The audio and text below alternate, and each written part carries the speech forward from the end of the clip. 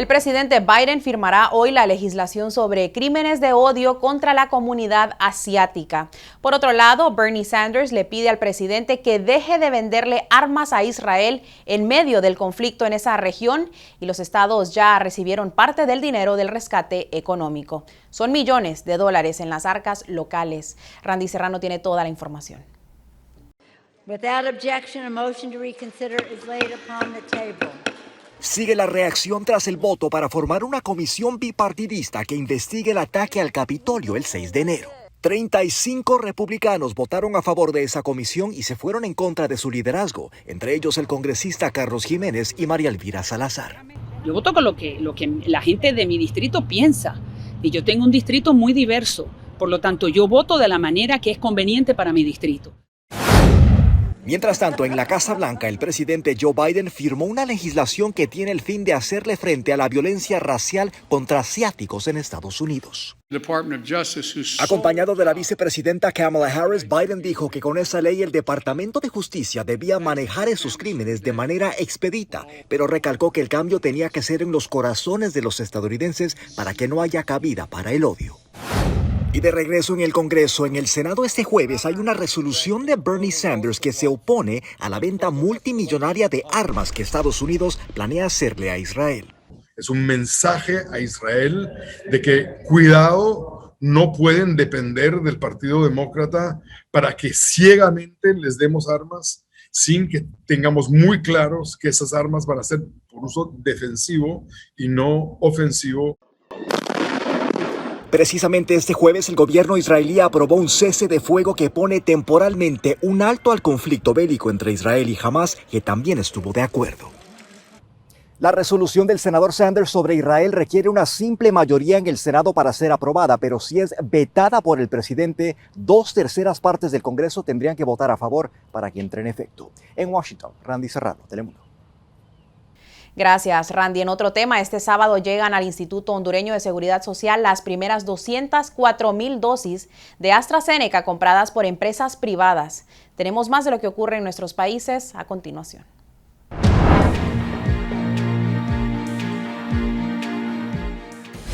El próximo sábado, en horas del mediodía, las autoridades del Instituto Hondureño de Seguridad Social esperan las primeras 204,000 dosis de la vacuna anti-COVID AstraZeneca compradas con el aval de los empresarios. El proceso de vacunación abarca los derechohabientes mayores de 60 años con enfermedades de base. Esperará el martes 25, según el interventor Germán Leicelar, a tiempo que confirma que en junio esperan otro lote. Pero antes, los interesados deberán inscribirse al sitio web www.ihss.hn,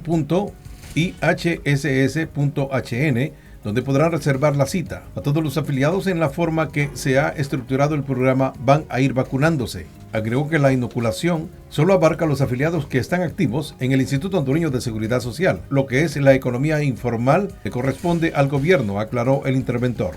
Se habilitarán puestos de vacunación en centros deportivos, educativos y universidades, además de las clínicas y hospitales que disponen del seguro en las principales ciudades del país. Para comprar fue posible gracias al aval del Consejo Hondureño de la empresa privada COEP, que dio una garantía a favor de la farmacéutica británica por alrededor de $3.6 millones.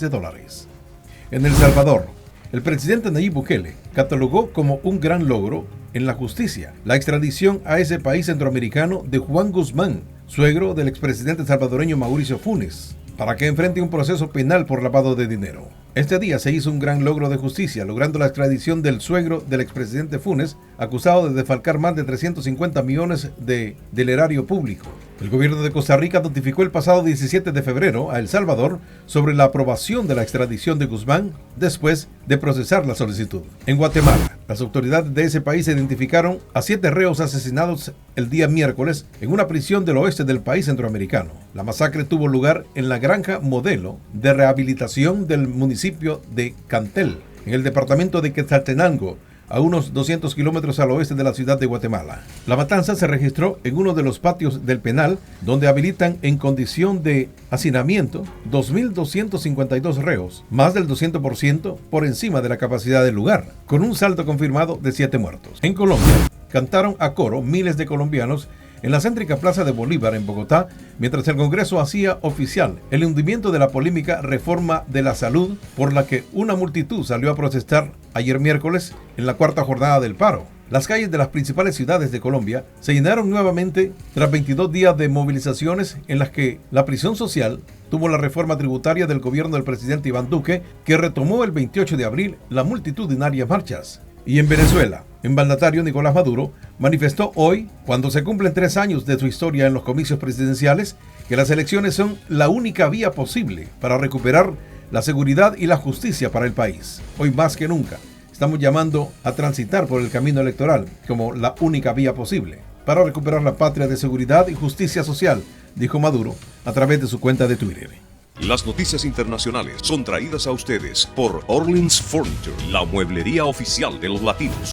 Nos vamos a una pausa y en solo minutos regresamos con los deportes, pero antes vamos a un adelanto del tiempo con Gabriela Deyán.